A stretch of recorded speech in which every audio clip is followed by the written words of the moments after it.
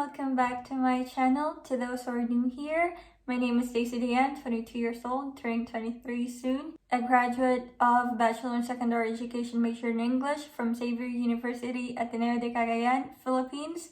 And I've been teaching English here in Spain for 2 years.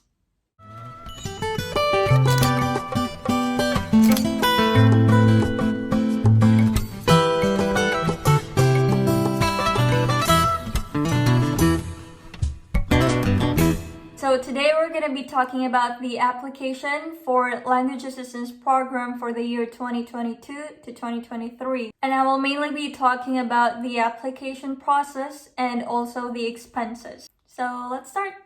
In this video, I'm only going to be focusing on the Language Assistance Program for partner schools. That means those who are partners with the Spanish Ministry of Education. In the description below, you can see the link of all the partner schools of this program. And if your school is not one of the partners, don't worry because you can apply through other programs such as Beta, USATAM, Conversa, and Medeas. You just have to research on how to apply on those programs, which I'm not an expert with because I only applied through the Ministry of Education. First up, for those who are applying from partner schools, you have to contact your partner schools to see the requirements that they ask. In our batch, we were only asked to fill out like an information paper, and then after that we were interviewed, and then after that we were directly forwarded to the Spanish embassy. And the reason is that during my time we were only like 8 applicants, so I think they passed all of us. But this year a lot of people are applying since the program is becoming well known. So yeah, different partner school will probably have different requirements. So for example, in my university, which is Xavier University, this year, since it's still pandemic, they're only asking for a 3-minute video of yourself, which you should send through email. And then after that, they will have a screening. They will only choose a few applicants probably, and then they will set an online interview. After you're accepted in the online interview, they will forward your email to the Spanish embassy, and then you will have another interview with, I don't know if it's the same, but with us, it was Miss Sandra who interviewed us for the program. A lot of people sent me a message about interview questions for the partner school and for the ministry, but that would really depend on who is gonna interview you.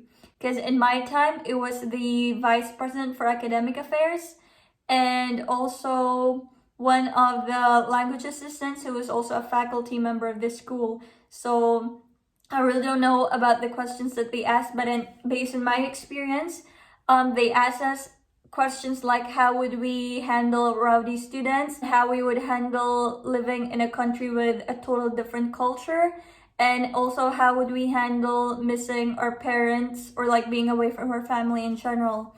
While in the Spanish embassy, the questions focused on like your capability to live alone, live independently in a foreign country. So yeah, I remember Miss Sandra asking me a question about like how do you think would you survive or would you adapt or adjust in a country where you don't speak the language. And then she also asked about, will you be fine living far from your family? And also, like, if there are emergencies at home in the Philippines, would you be asked to go back? And then I remember I answered that time that since I'm the youngest in my family, even if like my parents would have emergencies, I have 2 older sisters who can take care of them. So I won't have to go back even if that happens. And also about the language thing, I answered that since a lot of vocabularies in Filipino are similar to Spanish, I'm confident that I will be able to learn the language easily. Yeah. So tips for your interview, you just have to be confident and sure of your answer, even if you're not. You can bluff if you want, as long as you appear to be like independent and you can assure the people in the program that you will be able to handle living independently in a country that's far from your own. Yeah.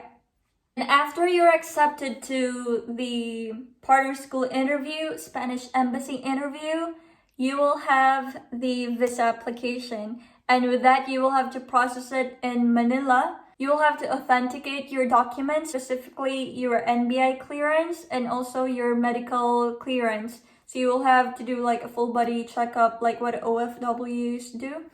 And then for the authentication of the documents, people normally do it in Manila.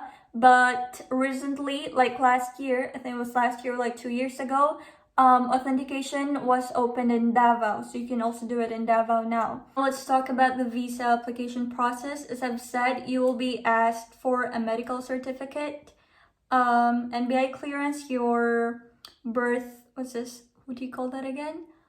Your birth certificate, and then diploma or transcript of records from your university. And the most important thing will be your bank statement, or what people call the show money. In my case, since I was a fresh graduate that time, I was able to use my sister's bank statement, and I'm not sure how much they require, but people said that it's like from 80,000 up.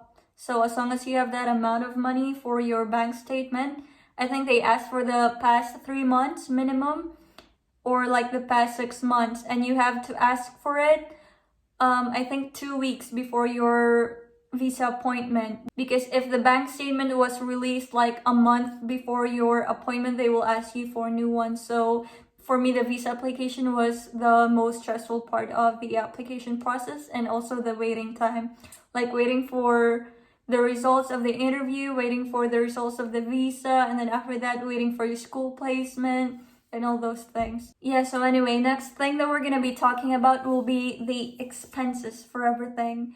So before you start your application to the program, it's important that you know how much you're gonna be spending before you come to Spain. First of all, first expenses, like in the application for your university, you won't have any expenses. Application for the embassy, the interview thing, you won't have any expenses yet. For the medical checkup, I think you will be spending around 5,000 to 6,000 pesos for that. The documents, I think it's 100 per document, or 200 if it's express. If I remember that right, I'm not sure if it changed, but 2 years ago it was like that. For the visa, it was 3,000 something. I'm not sure if they changed it, but I will be attaching a link in the description below for the updated one. Show money, which is at least 80,000, but for that one, like it won't be a part of your expenses. It's just like a show money, like money in your bank account, which later you can use for buying your ticket and also for your rent when you come here in Madrid. For the ticket, it will depend on when you buy it, but it will normally range from 40 to 60,000. And then for your rent here, normally they would ask you for 2 months deposit and then a month of rent, or just a month of deposit and then a month of rent. And if you live in Madrid, the range will be like normally 300 euros, and 300 euros is like 66, it's like 18,000. And since it's 2 months, probably 2 months deposit, or 1 month deposit and 1 month of rent, that will be like 36,000. Yeah, in total that will be in total that will probably be like 120,000. I'm not really sure though. Question: will it be worth it? For me, it is, but like after 3 months, because the salary of language assistants will be 60,000, but you will have to pay your rent, you will have to pay your transport card, your food, your SIM card. So after all those expenses, what you will have left will probably be around 600 if you don't have private classes yet. And 600 is like, how much is 600? Like 36,000. Yeah, 36,000. And with that, you can start like paying your debt. In my case, since I'm not rich at all, like as you guys know, I graduated as a scholar in Xavier University, and I really just depended on the scholarship, and I used my sister's bank account for the bank statement, and the money that was there was also borrowed. We borrowed it from my friend Steve, from my sister's friends, and also from our family relatives. So yeah, but after that, also from my mom's co-teachers. But after that, like every month that I got my salary, I paid them back, and then I paid everything after January, and then after that, I was able to save. Yeah, so I would say that it was worth it. And also, I took like 3 months to pay everything. No, October, November, December, January. I took like 4 months to pay everything because I also traveled a lot. So if you guys don't travel for the first 3 months, then I'm pretty sure you'll be able to pay everything in 2 months or 3. So yeah, that's it. For those who are applying for the program, good luck. I know there will be a hard process, especially for the waiting time and everything. And you have to be really patient because the application starts September, October, and will finish around like August for the visa application and everything. And yeah, I hope you guys would continue because it will be worth it. I'm assuring you that it's worth it. And just be positive, be confident. And yeah, good luck. Thank you for watching this video. If you have any questions, you can message me in my Instagram account, DaisyDayan, or my Facebook account, DaisyDayan, or you can just ask your questions in the comments below.